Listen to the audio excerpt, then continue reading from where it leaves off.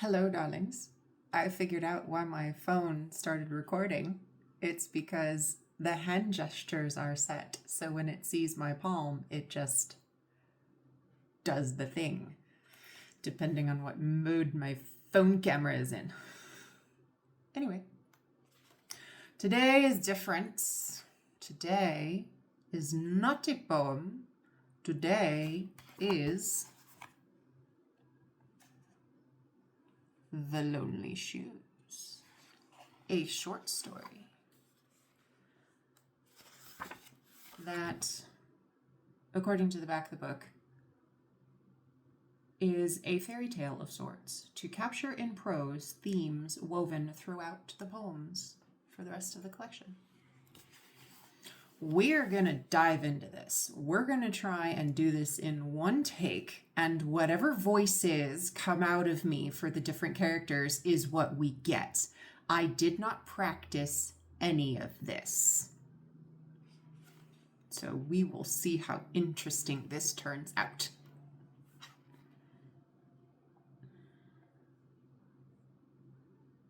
Once upon a time, inside a shoe factory, in no place in particular, a pair of shoes emerged from the depths of machinery.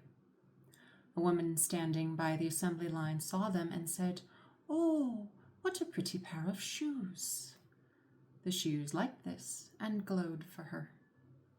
Another woman further down also saw them and said, "How pretty, I do love red."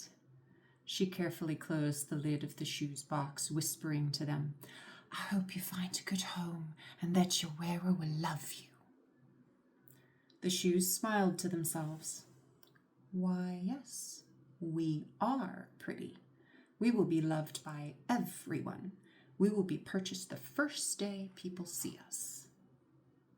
The day came when a shopkeeper proudly opened the shoes box and put them on display in his store.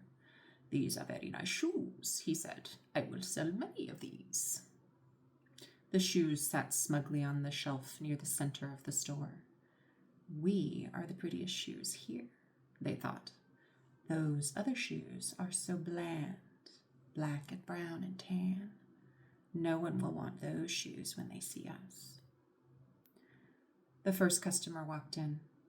"How delightful, a pair of red shoes. I wonder if they fit." She took one off the shelf and put it on. "They're a little tight." She took the other off the shelf and put it on. "No, these shoes are too small. Perhaps the shopkeeper has more." The woman took off the shoes and set them back on the shelf.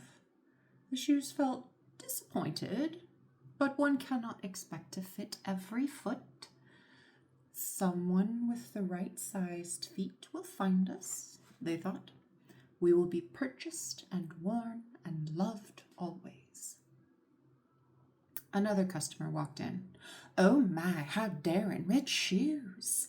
They look my size. Just trying them on won't hurt." She took both shoes off the shelf and tried them on, but they kept slipping off her heel. "Oh dear," the woman said, "these are too big, even though the tag says my size." She took them off and put them back. "I'll get a normal pair of black shoes. Black goes with everything." The woman moved away down the aisle, a disappointed expression on her face. The shoes felt equally disappointed. "That's okay," they thought. "Not everyone with this size foot has the same width or length.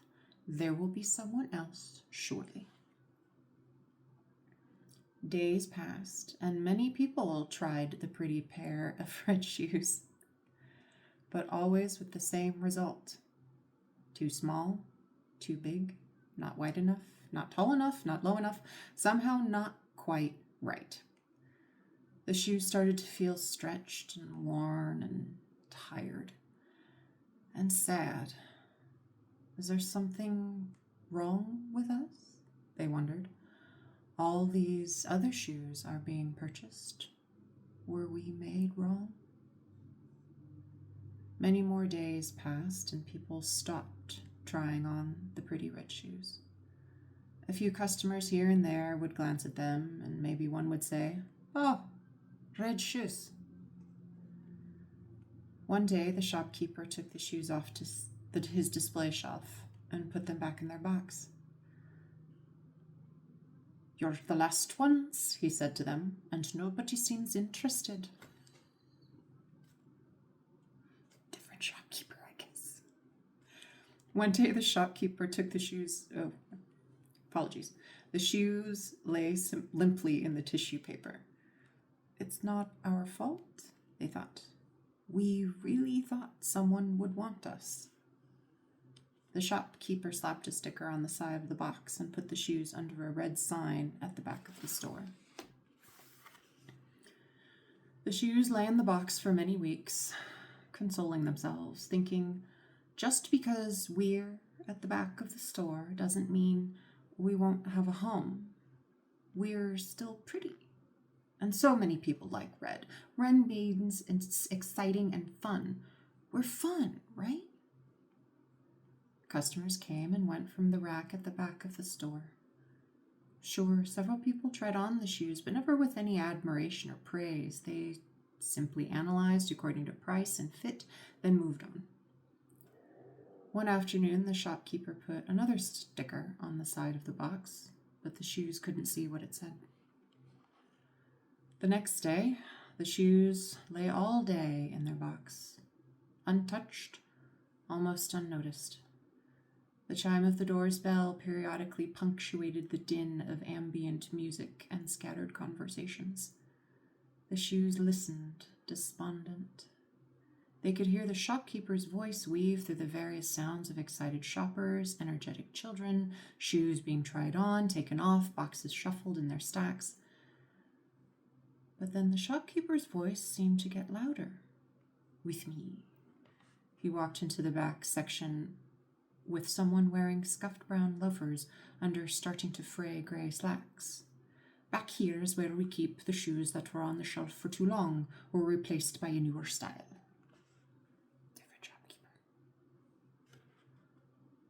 The feet shuffled nervously. "I just want to be able to give my wife a birthday present she'll enjoy, and I know she loves shoes. I wrote down her size, but I'm a bit out of my depth here." "I understand completely, sir." "My wife has expensive taste," the man continued, "but things have been difficult lately. I was hoping you had something." He left the sentence unfinished. The shopkeeper knelt and pulled the red shoes box off the bottom. "I believe these are the size you need." He handed the box to the man, tall, with a dark blue tie and white shirt. "Would these be the sort of thing you're looking for?" The tall man stared in awe at the shoes. "They are lovely," he said. "They're exactly what I think she'll like. Thank you so much." "Finally," the shoes thought joyously, "we will have a home. We will be loved." The shopkeeper closed the shoes inside their box, and at the man's request, wrapped them in the pretty silver paper they'd seen him use with so many other shoeboxes. The shoes shifted awkwardly as they felt the tall man tuck the package under his arm, and again when they heard him open a whisper-squeaky door, his breathing the only other sound. After what seemed like an eternity, the shoes heard the murmur of sleepy voices, the swish of feet on carpet, and suddenly the door clicked open. A shriek of delight followed. "Honey!" a woman cried. "You didn't forget!" "Of course not, my love," the man sounded pleased. "Open them. I think you'll like them." The shoes waited impatiently as the wife tore the wrapping paper off their box. "Almost," they thought. "Almost." The wife yanked the lid off the box, pulled back the tissue paper, then stopped. She just looked at them and said nothing. "Darling, are you all right?" the man asked, suddenly sounding anxious. He sat on the edge of the bed, paused in tying a gray bathrobe around his waist. "They're red," she said. "I never wear red." "But you said the other day you wanted a brighter pair, that you have so many dark ones." I meant white or pastel, not red. The wife tossed the box on the floor, the shoes smacking together like a slap. You're going to take 'em back. The man winced. There was a no refunds or exchanges sticker on the box, he replied quietly. I thought you'd really like them. Based on what? She snarled. These are nothing like what I wear. Nothing. I wouldn't be caught dead in them. The man's face turned a shade lighter, and for a second his eyes wavered. I had other plans for today, my love, he started slowly.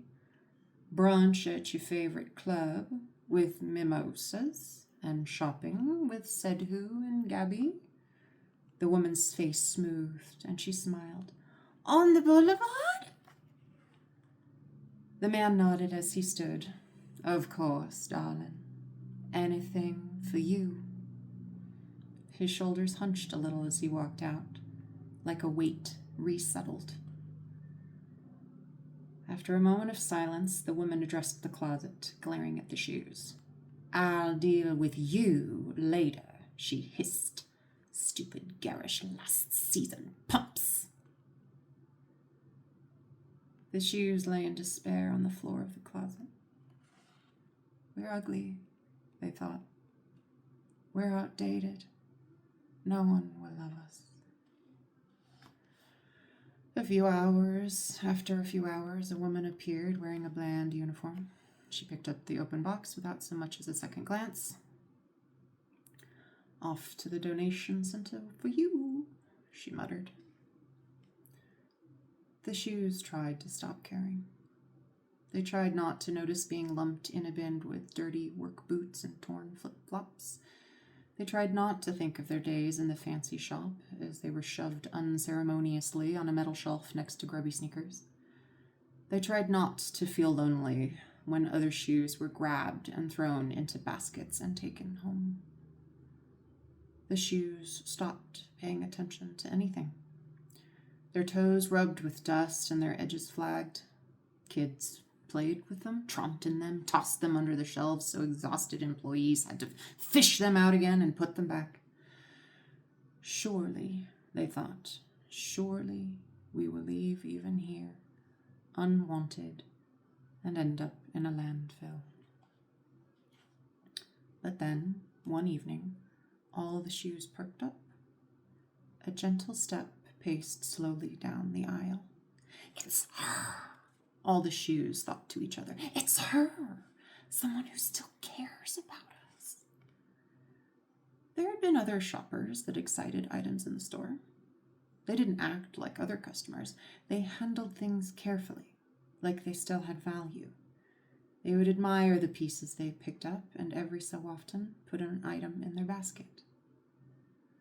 The red shoes lay on their sides, unconcerned with the ripple of anticipation in their section. They didn't want to get their hopes up, didn't want to be poked, prodded, examined, and rejected yet again. No more, they thought. Just go away. But a shadow fell across them, lingering. Oh, a voice exclaimed quietly. It can't be. The shoes became curious. They listened. I wanted these shoes, but I couldn't afford them. The woman picked them carefully off their perch, brushed off the dust and dirt. They still look so beautiful. The red shoes perked up a little. We're beautiful? The woman took off her brown sandals. I hope they fit. We hope we fit, thought the shoes. She slipped on one pump. They feel so soft. The shoes beamed. She slipped on the other. I had such a hard time finding my size just right. The shoes practically glowed as the woman turned and twirled in front of a mirror. They're perfect, she breathed, eyes shining. We're perfect, thought the shoes. The woman took them off and held them to her chest. I've been looking for you for so long. You'll come home with me now, and I'll wear you and love you always. And they lived happily ever after. My own story gets me every time.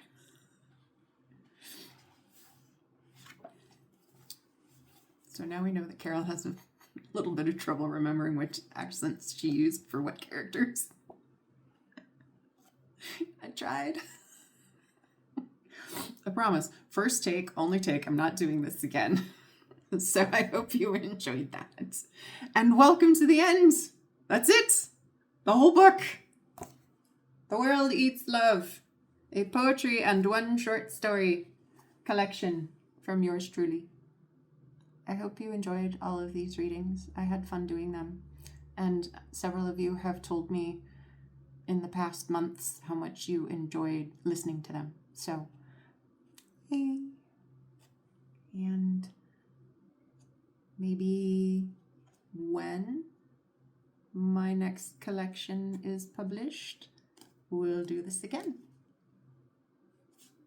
Bye, darlings.